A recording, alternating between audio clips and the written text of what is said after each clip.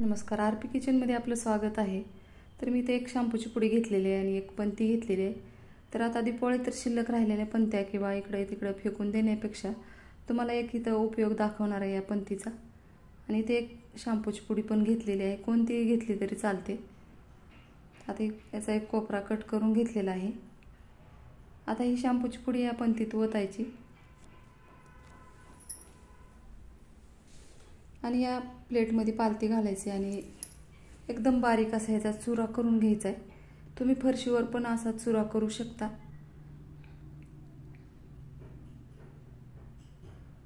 एकदम बारीक ह्याची पावडर बनवून घ्यायची।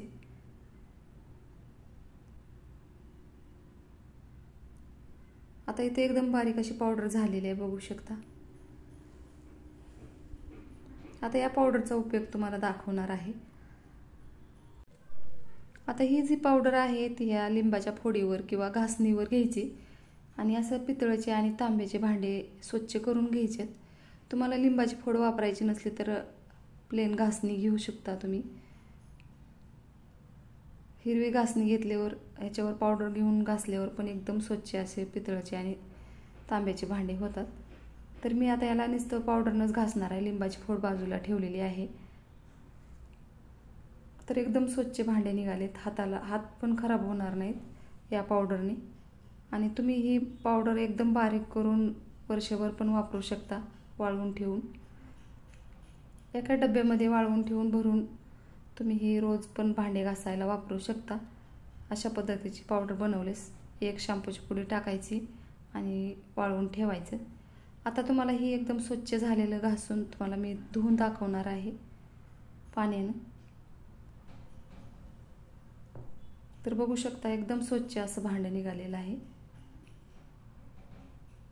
मी दुसरा कशाचाच वापर केला नाही, मीठ किंवा दुसरं काहीच वापरलं नाही। लिंबू पण बाजूला काढून ठेवलं आणि आता इथं मी तांब्याचं जी तांब्या आहे ती पण स्वच्छ करून दाखवणार आहे। तर याच पावडरने मी घासून दाखवणार आहे। आता मी हीच पावडर घेतलेला आहे। आता इथं बघू शकता मी लिंबू अजिबात वापरलेला नाही, नुसतं पावडरनं भांडे घासून घेतलेले आहेत। लिंबू लावल्यावर आणखीन थोड्या वेळानेच वगळे येण्याची शक्यता असते त्यामुळे तर मी असंच हाताने चोळून भांडे घासून घेतलेले आहेत या पावडरने। तुम्ही ही पावडर शॅम्पूची पुडी टाकून बारीक वाटून वाळवून ठेवू शकता डब्यामध्ये।